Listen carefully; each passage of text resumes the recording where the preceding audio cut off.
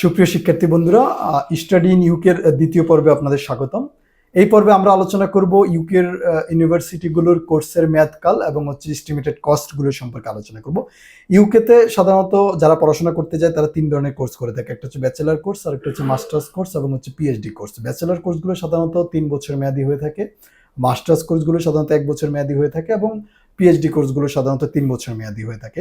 আর খরচের হিসাবটা যদি বলতে হয়, ইউকে ইউনিভার্সিটিগুলোতে সাধারণত অ্যাপ্লিকেশন ফি থাকে না, তবে কিছু কিছু ইউনিভার্সিটিতে সামান্য কিছু অ্যাপ্লিকেশন ফি থাকে, এটা 30, 40 বা 50 পাউন্ড। এছাড়া ইউনিভার্সিটিগুলোর টিউশন ফি থাকে বাৎসরিক 11,000 পাউন্ড থেকে শুরু হয়। 11,000 পাউন্ড থেকে দেখা গেছে যে 30, 40, 50,000 পাউন্ড পর্যন্ত আছে।